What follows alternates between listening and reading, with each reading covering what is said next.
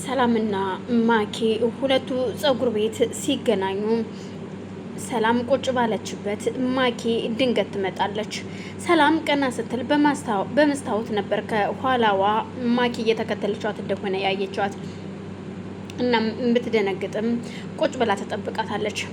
ማኪ ሰላምን እንደምትፈልጋትና ውጭ ወጣ እንድታናግራት ከነገረቻት በኋላ ማኪ ወደ ውጭ ትወጣለች። ሰላምም ማኪ ያለችውን ነገር ለመስማት ስለፈለገች ተከትላት ትወጣና እሺ ምንድን ነው የምትነግሪኝ? እኔ ፀጉሬ ልሰራ ነው እኮ የመጣሁት ምን ፈልገሽ ነው ስትላት፣ ማኪም ከናታል ጋር አይታት ስለነበረ ከናታል እየሸኛት ስለነበረ ሰላም የምትባለዋ የናታል ፍቅረኛ አንቺ ነሽ ወይ ስትላት፣ ምን እያልሽ ነው ያለሽው? እኔ ስንቴ ልንገርሽ? ማንኝ ብዬ ልንገርሽ? ሁልጊዜ እኮ ነው እኔ እየነገርኩሽ ያለሁት። እንዴት እንደዚህ ትይኛለሽ?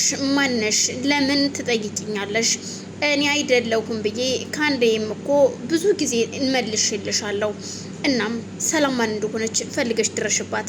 እኔ ግን አይደለሁም። ምናልባት አሁን ናታል ስለሸኘኝ እኔ መስየሽ ከሆነ ተሳስተሻል።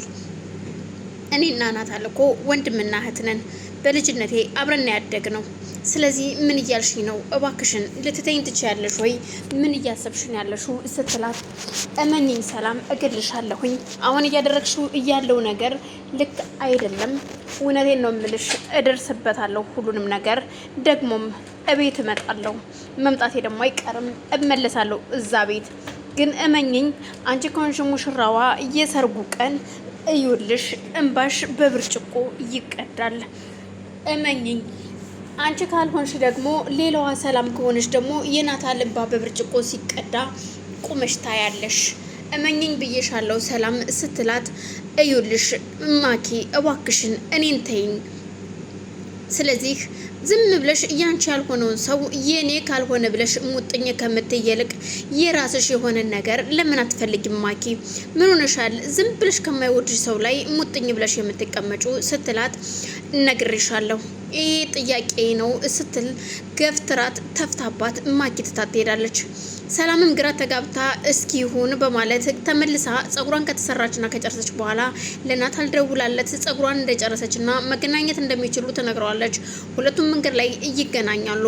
ትንሽ መዝናኛ ቦታ ቁጭ ብለው ተጫውተው እሱ ከሰላም ከመገናኘቱ በፊት ከማኪ ጋር ተገናኝተው ስለነበረ ማኪ ወደዛ ቤት እንድትመለስ እናቷን እንዲያሳምንላት እና እዛ ቤት ገብታ መኖር እንዳለባት ትጠይቀዋለች። ናታል ደግሞ ተይን በቃ እኛ አንፈልግሽም። በረሮ እኮ አንዴ ከወጣ አይመለስም። እቤት ካባረርሽው እንዴት ሊመለስ ይችላል? ስለዚህ አንቺ ማለት ያበረሮ ነሽ።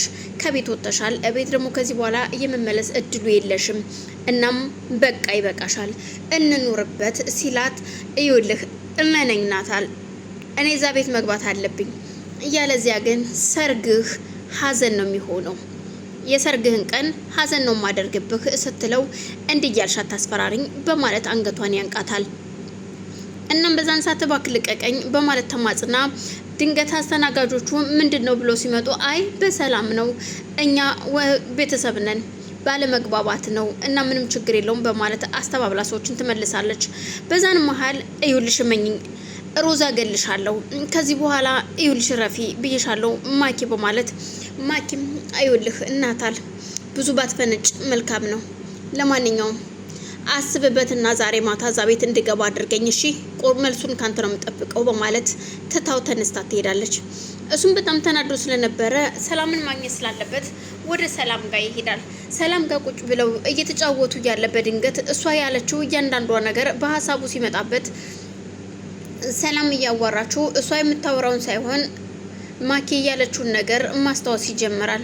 ግራ የተጋባችው ሰላምም ምን ሆነ ነው ናታል? እኔ እያዋራው አንተ በሀሳብ ይደሃል እኮ ስትለው፣ አዎ አይገርምም፣ ሰርጋችን እየደረሰ ስለሆነ እኮ ስለ ሰርጋችን አንዳንድ ነገር እያሰብኩኝ ነው። ሄድኩኝ አይደለ ትችሽ ይቅርታ በማለት እንደገና ለማባበል ይሞክራል። ሰላምም በቃ ወደ ቤት መሄድ አለብን፣ አሁን ይበቃናል፣ ይህን ያህል ከተጫወትን ይበቃናል፣ ወደ ቤት እንሄድ ስትለው፣ በፍጹም ትንሽን ቆይ ቢላትም አይ መሄድ አለብን ስለዚህ እንሄድ ትለዋለች።